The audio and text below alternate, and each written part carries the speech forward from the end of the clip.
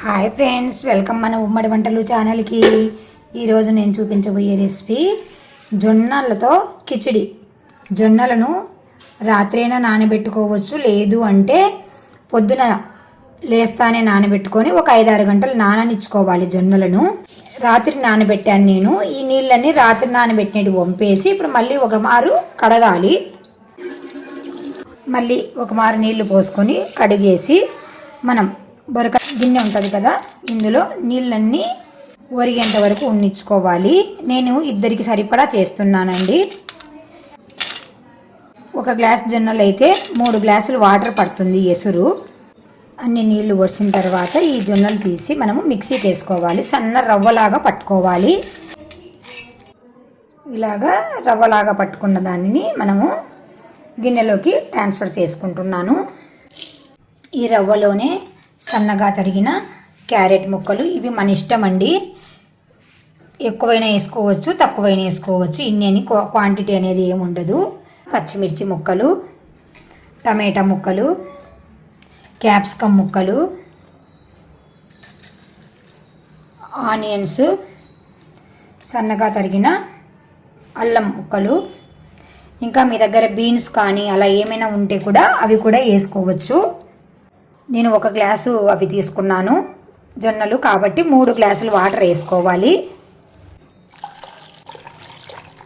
తగినంత ఉప్పు వేసుకోవాలి. కొంచెం పెప్పర్ వేస్తున్నాను. 1 స్పూన్ జీలకర్ర వేసుకుంటాను. నేను జీలకర్ర అన్నింటిలో బాగా వాడతానండి, ఎందుకంటే జీలకర్ర అరుగుదలకు చాలా మంచిది. కొంచెం వాము వేసుకుంటున్నాను. అన్నీ వేసాక ఒక మారు కలబెట్టుకోవాలి. ఇలా కలబెట్టుకున్న తర్వాత కుక్కర్లో పెట్టుకొని 5 లేదా 6 విజిల్లు రానిచ్చుకోవాలి.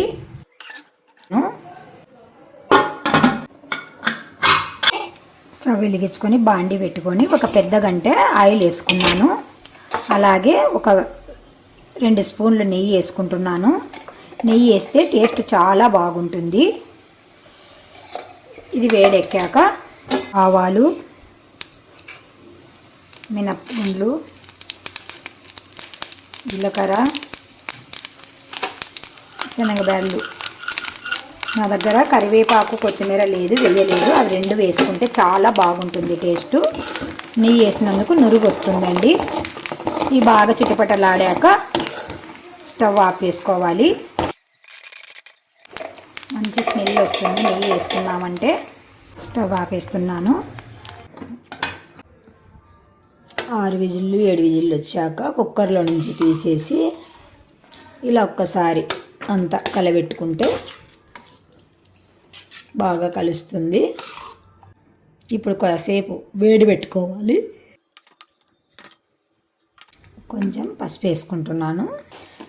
చాలా విటమిన్లు ఉన్న బలమైన ఫుడ్ అండి ఇది. మీరు తప్పకుండా ట్రై చేయండి. మీకు ఇలా లూజ్గా వద్దు, గట్టిగా కావాలి అనుకుంటే ఎసురు తగ్గించుకోండి. నేనైతే 1కి 3 వేసాను. మీరు 2.5 వేసుకున్నారంటే కొంచెం గట్టిగా వస్తుంది. ముందుగా మనం పోపు రెడీ చేసుకున్నాం కదా, అది తెచ్చి ఇందులోనే వేసుకుంటున్నాను. ఎదిగే పిల్లలకు మంచి ఫుడ్ అండి ఇది.